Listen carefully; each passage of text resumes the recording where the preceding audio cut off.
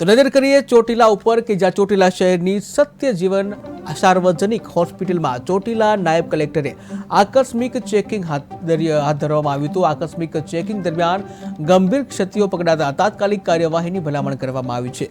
જ્યાં સ્ત્રી ભ્રૂણ હત્યા રોકવા ગર્ભ પરીક્ષણ પણ ખાસ નજર રાખવામાં આવી હતી। જ્યાં ખાસ નજર રાખવાના સરકારના નિર્દેશ મુજબ આ તપાસ હાથ ધરવામાં આવી હતી। તેની તપાસ દરમિયાન સોનોગ્રાફી મશીનનો ઉપયોગ યોગ્ય રીતે થતો ન હોવાથી, જે ક્વોલિફાઈડ ઓપરેટર ન હોવાથી તેમજ દર્દીઓના ફોર્મમાં પણ અધૂરી માહિતી તથા ડોક્ટરની સહી પણ ન હોવાના ચોંકાવનારી હકીકતો સામે આવી હતી। આ ઉપરાંત હોસ્પિટલમાં એક્સપાયર થયેલી દવાઓ પણ મળી આવી। જ્યારે રેસિડેન્ટ તરીકે મંજૂર બિલ્ડિંગનો કોમર્શિયલ ઉપયોગ થતો હતો, ત્યારે આ તમામ 12 થી વધુ ગંભીર ત્રુટીઓના આધારે તંત્રએ સોનોગ્રાફી મશીન સીલ કરી હોસ્પિટલ સામે પગલાં લીધા છે। જ્યાં શહેરી તેમજ ગ્રામ્ય વિસ્તારોમાં આવી અસંગઠિત હોસ્પિટલો અને બોગસ ડોક્ટરો વિરુદ્ધ કડક કાર્યવાહી થાય તેવી લોકમાંગ ઉઠી રહી છે। કે જેના માલિક છે રાજેશ ગગા ગોજિયા રહે રાજકોટ દ્વારા ચલાવવામાં આવે છે।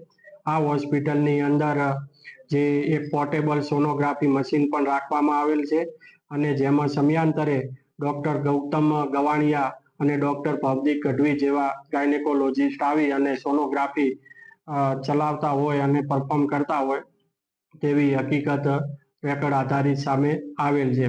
આ હોસ્પિટલની અંદર જો ગેરરીતિઓ જે અમને મળી આવેલી છે તેની અંદર જે ફોર્મ એફ જે ભરવામાં આવે છે એ ફોર્મ એફની અંદર છે એ ડૉક્ટરના પોતાનું નામ, પોતાના રજિસ્ટ્રેશન નંબર અને જે ગાયનેકોલોજીસ્ટની જે સહી હોવી જોઈએ તે મળી આવેલી નથી।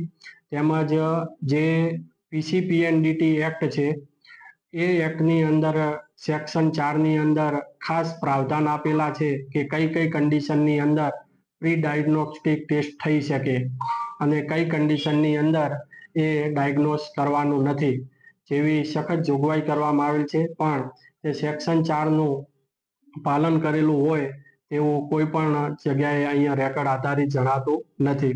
સાથે સાથે ફોર્મ બીની અંદર રિન્યુઅલ અંગેની કોઈ વિગત છે દર્શાવવામાં આવેલી નથી।